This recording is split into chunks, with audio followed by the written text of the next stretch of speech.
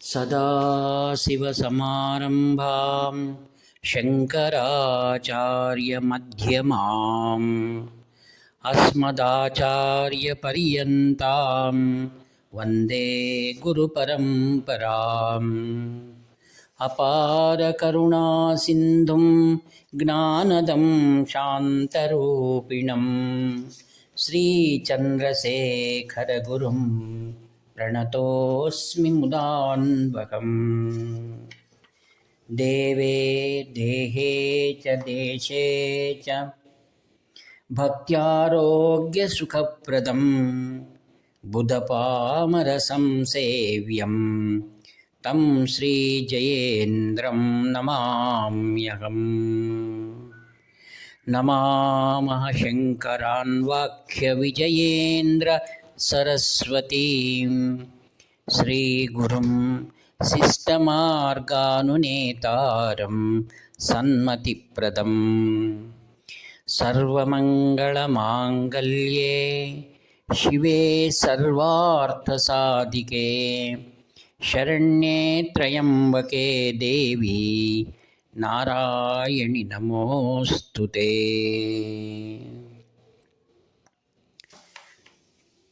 అత్యంత ప్రియతములైనటువంటి మిత్రులందరికీ కూడా ప్రాతకాల వందనాలు. భగవద్గీత ఉపనిషత్ సారం. భగవానుడు తన అవతార సిద్ధాంతాన్ని గురించి ఇలా వెలిబుచ్చారు. పరిత్రాణాయ సాధూనాం వినాశాయ చ దుష్కృతాం ధర్మ సంస్థాపనార్థాయ సంభవామి యుగే యుగే. ధర్మ సంస్థాపన కోసం యుగ యుగములయందు కూడా నేను అవతరిస్తూ ఉంటాను అని. అవతరణ అనగా పరమాత్ముడు ఈ లోకమునకు దిగి రావడము. ఉత్థానము అనగా ఇక్కడి నుండి పైనికి వెళ్ళడం, పైలోకాలకు వెళ్ళడం. ఉత్థానం అంటే ఉద్ధరించబడినాడు అని అర్థం. అలా భగవంతుడు ప్రేమస్వరూపుడు, కరుణామయుడు.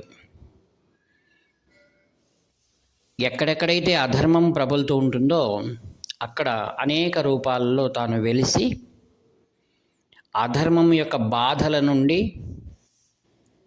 మనల్ని కాపాడడానికి వచ్చినటువంటి శిష్ట పరిపాలకుడు ఆయన. ఆయనను యోగీశ్వరుడు అని అంటారు. ధర్మో వేదం అఖిలం ధర్మమూలం అన్నారు. వేదములు ఈ యొక్క ధర్మానికి మూలం. అట్టి వేద సముద్ధరణకై అవతరించిన వారు కరుణామయులు 68వ పీఠాధిపతులు శ్రీ శ్రీ శ్రీ చంద్రశేఖరేంద్ర సరస్వతి మహాస్వాముల వారు. సాక్షాత్తు అపర శంకరులని ఈ విశ్వమంతా కూడా వినయంగా ఆయనను గురించి స్మరిస్తుంది. ఆయన అవతార ఉద్దేశ్యమే వేద సముద్ధరణ. అందులకై ఎంతో ప్రయాసపడ్డాడు ఆయన. మనల్ని ఉద్ధరించడానికి 13 ఏళ్ల వయస్సులో ఆయన అత్యంత ప్రసిద్ధి చెందినటువంటి ఆరుగురు శంకర భగవత్పాదాచార్యుల వారు ప్రతిష్ఠించి అందులో సింహాసనారూఢుడై 2,500 సంవత్సరాలు పూర్వంలో మనందరినీ ఉద్ధరించినటువంటి కామకోటి పీఠం, కామాక్షి దైవం, ధర్మానికి ప్రతిస్వరూపం కాంచి కామకోటి పీఠం. అట్టి శ్రేష్టమైనటువంటి ఆ పీఠంలో అంత చిన్న వయసులో కూర్చొని వేదాధ్యయనమంతటినీ కూడా మహేంద్ర మంగళం అనేటువంటి ఏకాంత ప్రదేశంలో పండితుల ద్వారా వేద అధ్యయనమును శ్రవణం చేసిన వారై, ఎందుకు ఆ మాట మాట్లాడుతున్నానంటే వారు సర్వజ్ఞులు. ఎలా శ్రీకృష్ణ భగవానుడు సాందీపని దగ్గర వేద పురుషుడైన శాస్త్ర పద్ధతి ప్రకారం గురువును వద్ద విద్య అధ్యయనం చేయాలి అని ఉంది. ఆ విధంగా మహేంద్ర మంగళంలో వేదాధ్యయనం చేసినటువంటి మహాస్వాముల వారు కాశీ 21 సంవత్సరాల్లో ఆయన కాశీయాత్ర చేశారు. అంటే భారతదేశాన్ని అంతటిని కూడా సంచారం చేశారు. తర్వాత రామేశ్వర యాత్ర చేశారు. ఇలా 2 మార్లు ఈ యొక్క భారతదేశాన్ని అంతటిని కూడా సంచరించే ఉద్దేశం ఏమిటి? వేద శాఖలను పునరుద్ధరించడం. ఆయన తమిళ యుగాది 14th ఏప్రిల్ 1978. అప్పుడు ఆయన వయస్సు దాదాపుగా 85 సంవత్సరాలు. సామాన్యంగా మనం ఆలోచన చేస్తే 85 సంవత్సరాలు ఉన్నటువంటి వారు ఎవరైనా మరీ వేల కిలోమీటర్లు పాదయాత్ర నడవడానికి ఉద్యుక్తులు అవుతారా? శరీరం సహకరిస్తుందా? ఇవన్నీ మనం ఆలోచన చేయాలి. ఆయనకు మరలా దక్షిణ యాత్ర చేయాలని అనిపించింది. ఆ యొక్క దక్షిణ యాత్ర చేసినటువంటి ఎలా సంచరించారు, ఎప్పుడు బయలుదేరారు విషయాలు కొద్ది వరకు మనం స్మరించడం ద్వారా మనకు ఆయన సంపూర్ణ అనుగ్రహం మనకు కలుగుతుంది. మహాస్వాముల వారు తేనంబాకంలో ఉన్నారు. అంటే కాంచి వెలుపలి భాగం, అది తేనంబాక్కం అంటారు. అక్కడ శివస్థానం అని అంటారు, బ్రహ్మపురీశ్వరర్ అని కూడా అంటారు.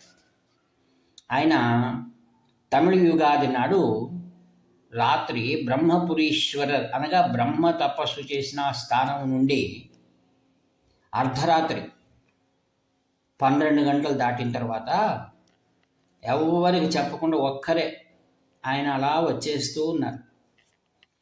ఎక్కడికి వస్తున్నారు? ఆయన వరదరాజస్వామి దేవాలయం నుంచి ముందుకు వెళుతున్నారు. శిష్యులు ఎవ్వరు లేరు, వారంతా బాగా నిద్రపోతున్నారు పాపం. ఆయన వస్తూ ఉంటే ఎవరు గమనించారు?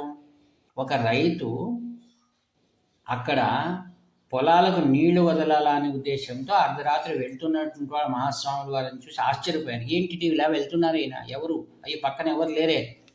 అక్కడే సాష్టాంగ నమస్కారం చేశాడు. వాడి అదృష్టం. తర్వాత నేరుగా ఆ యొక్క తేనంబాకం పరిసరాలకు వెళ్ళి అందరినీ కూడా నిద్ర మేలుకొల్పాడు. ఏమండి, స్వాముల వారు వెళ్ళిపోతున్నారు ఒక్కరే అన్నారు. ఇంకేం చేస్తారు? శిష్యులు అలా పరిగెత్తుకుంటూ వచ్చేసారు ఆయన వెనకల. ఎక్కడున్నారు వెతుకుతూ ఉండగా అప్పుడే స్వామివారు కామాక్షి దేవస్థానం పరిసరం దగ్గరికి వచ్చేస్తున్నారు. అందరికీ భయం. వెళ్ళి స్వామివారు సాష్టాంగపడి, స్వామి మా దయ్యమే అపరాధం ఉందా? మేమన్నా తప్పు చేశామా?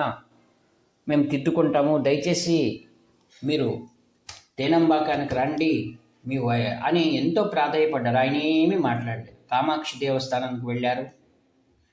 వెళ్ళి ఆ యొక్క దేవస్థానం లోపలికి వెళ్ళి పుష్కరిణిలో స్నానం చేశారు. ఈ సమయానికి శిష్యులు చెప్పారు, స్వామివారు అక్కడ ఉన్నటువంటి పురోహితులను పిలుచుకొని రండి, దేవస్థానం తలుపు తెరవమని చెప్పారు. ఇంకేం చేశారు? ఆయన వెళ్ళి ఆ పురోహితులను పిలుచుకొని వచ్చి ఆయన ఎవరు? శ్రీ నీలకంఠ రామచంద్ర శాస్త్రి గారు, కామాక్షిదేవ యొక్క పరంపరా పురోహితుడు. ఆయన చెప్పగానే ఆయన ఆశ్చర్యపడి పరిగెత్తుకుంటూ వచ్చి ఆ యొక్క మూల దేవస్థానాన్ని తలుపులు తెరిచారు. స్వాముల వారు పుష్కరంలో స్నానం చేసి వస్త్రాలు తేలేరు శిష్యులు. అప్పుడు ఏం చేశారంటే స్వాముల వారు అంటున్నారు, మీరు కామాక్షి దేవాలయానికి వెళ్ళండి, అక్కడ మీరు చూడొచ్చు 6 శంకరాచార్యుల వారు కూర్చుని స్థానంలో ఆయన విగ్రహం ఉంది. ఆ విగ్రహానికి ఆ యొక్క కాషాయ వస్త్రాలు కట్టి ఉంటారు, మనం కూడా చూడవచ్చు. స్వాముల వారు చెప్పారు ఆ యొక్క వస్త్రాలు తీసుకురండి అని. అప్పుడు శ్రీ నీలకంఠ శాస్త్రి గారిని అడిగి, స్వామి ఆ వస్త్రాలు ఇవ్వాలంట అంటే అవి తీసుకుని ఆయన స్వాముల వారు వస్త్రధారణ చేసుకుని అక్కడ అనుష్ఠానం చేసుకుని నేరుగా కామాక్షి అమ్మ సన్నిధానానికి వచ్చారు. దేవస్థానం లోపలికి వెళ్ళి ఏం ప్రార్థన చేశారో తెలియదు. లోకల్యాణం ఇంకేముంది, ఒక నిర్ణయం తీసుకున్నారు. అక్కడి నుంచి బయలుదేరి అలా వెళ్ళిపోతున్నారు. ఎక్కడ వెళ్తున్నారు? చెన్నై బెంగళూరు హైవేలో వెళ్తున్నారు. అందరూ పరిగెత్తుకుంటూ వెళ్తున్నారు. అది అర్ధరాత్రి దాటి దాదాపుగా 4 గంటలు అయింది తెల్లవారుజామున.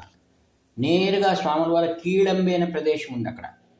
ఆ కీళంబి అనే ప్రదేశంలో మహాస్వాముల వారి పూర్వపు వారు ఎవరైతే ఉన్నారో వారి అధిష్టానం అక్కడ ఉంది. అక్కడ అధిష్టానానికి వెళ్ళి ఆయన పూజలు పునస్కారాలు చేసుకుంటున్నట్టే స్వాముల వారు అన్నారు, మీరు నేరుగా తేనంబాకానికి వెళ్ళి ఒక సైకిల్ రిక్షా ఉంది కదా, అది తీసుకొని కొన్ని వస్త్రాలు తీసుకొని రండి అన్నారు. ఇంకా వాళ్ళు నేరుగా పరిగెత్తుకుంటూ వెళ్ళిపోతున్నారు. ఈ విషయం అప్పుడే మఠానికి తెలిసి ముఖ్యమైన వాళ్ళంతా స్వామివారు ఎక్కడికి వెళ్ళిపోతున్నారట అని అందరూ గుంపు చేరుకొని, చాలా గొప్ప అధికారులు, మిగతా వారు భక్తులు, ఈ విషయం అలా వెళ్ళిపోతుంది అందరికీ. స్వాముల వారు ఎవరితోనూ మాట్లాడలేదు, ఎవరికి ఎక్కడ వెళ్తున్నారని చెప్పటం లేదు. ఇంకా అలా నడుచుకుంటూ వస్త్రాలు వచ్చాయి, రిక్షా తీసుకున్నారు, అలా వెళ్ళిపోతూనే ఉన్నారు. ఎవరు అడగగలరు, ఎవరు సాహసించగలరు స్వామి మీరు ఎక్కడ వెళ్తున్నారని అడిగే సాహసం ఎవరికీ లేదు. ఈ విషయం మన యొక్క రాష్ట్రపతి ఉన్నారు కదా, శ్రీ ఆర్ వెంకటరామన్ గారు భార్య శ్రీమతి జానకమ్మ, ఆమె మహాస్వాముల వారంటే పరమభక్తురాలు. ఆమె చెన్నైలో ఉన్నారు.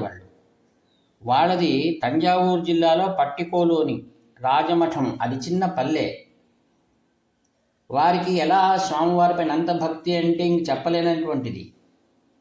ఆమెకు ఒక కుమారుడు ఉండేవాడు. ఆ అబ్బాయి గతించినందువల్ల ఆమె మనస్తాపానికి గురి అయి ఎంతో బాధపడుతుండేది. స్వాముల వారి దగ్గర వచ్చి ప్రతిరోజు రావడం, బాధపడ్డం. ఇలా ఉన్నప్పుడు ఒకరోజు స్వాముల వారు అన్నారట ఆమెతో, నీవెందుకు బాధపడతావు, నన్నే నీవు కుమారుడుగా చూసుకో అన్నారట. ఆమెకు స్వాముల వారు ఈ విధంగా కీళంబి దాటి వెళ్ళిపోతున్నారో ఎక్కడ వెళ్తున్నారో తెలియదు అనే విషయం తెలియగానే ఆమె అలా ధావించి అలా వచ్చేసింది. ఆమె ఎక్కడికి వచ్చుతున్నారు స్వాముల వారు అప్పుడే దాదాపుగా చాలా ప్రయాణం చేసేసి కర్ణాటక ప్రాంతం దగ్గరికి వచ్చేస్తున్నారు. ఆమె వచ్చి సాష్టాంగ దండ ప్రణామం చేసి, ఈ వయసులో మీరు ఏంటి ఇలా వెళ్ళిపోవడం స్వామి, మీరు కుమారుడుగా నన్ను భావించమని అంటున్నారు కదా, ఒక తల్లిగా నాకు ఎంత బాధ ఉంటుంది, మీరు ఈ వయసులో ఏంటి ఇలా వెళ్ళిపోవడం ఏమిటి అని ఎంతో బాధగా కన్నీళ్లు మున్నీర ఏడుస్తున్నప్పుడు అప్పుడు స్వాముల వారు అన్నారట, ఎక్కడికి వెళ్తారని అడిగ్గా అప్పుడు స్వామివారు చెప్పారు, నేను సతారా వెళ్తున్నాను అన్నారు. అంతే. సతారా ఎక్కడుంది? మహారాష్ట్రలో ఉంది. మహారాష్ట్ర సతారాకు వెళ్ళిపోతారంటే ఇంకేంటి, ఇంకెన్ని మార్కుంటూ వెళ్ళాలి. ఇటు ఆంధ్రప్రదేశ్ గుంతకల్లు, తర్వాత బళ్ళారి, హగరి, కర్ణాటక సండూరు, ఇలా హోస్పేట్, కొప్పళ, గదగ్, హుబ్లీ, ధార్వాడ్, బెల్గాం, అక్కడి నుంచి ఉగార్, అక్కడి నుంచి అలా ఒక్కొక్క స్థలం మారుకుంటూ మహాగాం, సతారా అలా వెళ్ళాలి. సజ్జనగఢ్, ఇదంతా ఆయనది వచ్చేటువంటి దారిలో వచ్చేటువంటి విషయాలు అన్నీ దాటుకుంటూ ఆయన వెళ్తున్నారనగానే ఈ విషయం అన్ని చోట్ల ప్రాకిపోయింది. స్వాముల వారు గుంతకల్లో, బళ్ళారి, హగరికి వచ్చారు. హగరిలో అక్కడ తుంగభద్ర నది ఉంది, స్నానం ఆచరించారు. అక్కడ 45 రోజుల వరకు ఉన్నారు వారు. ఇంకా స్వాముల వారికి అది హగరి దగ్గర ఒక రైలు నిలబడదు, అది హోస్పేట్లో మాత్రం ఆగుతుంది బళ్ళారి వదిలితే. అప్పుడు ఏం చేశారు, ఎవరో ఒక అధికారి పాపం ఆయన స్వాముల వారి దగ్గరికి దర్శనానికి వచ్చినప్పుడు మీ రైల్వేలో ఏం పని చేస్తారని, ఆయన హుబ్లీలో రీజనల్ మేనేజర్, ఆయన అడిగాడు, స్వాముల వారు మీ రైల్వేలో పెద్ద పోస్ట్ పని చేస్తారా, అలాగైతే ఒక చిన్న పని చేయండి, హగరి దగ్గర ఒక 10 నిమిషాలు ఆగేటట్టు చేస్తే భక్తులు వచ్చి చూసుకొని వెళ్తారని. ఆయన తన ఇన్ఫ్లుయెన్స్ ఉపయోగించి ఒక 10 నిమిషాలు హగరి స్టేషన్లో నిలబడేటట్టుగా చేశారు.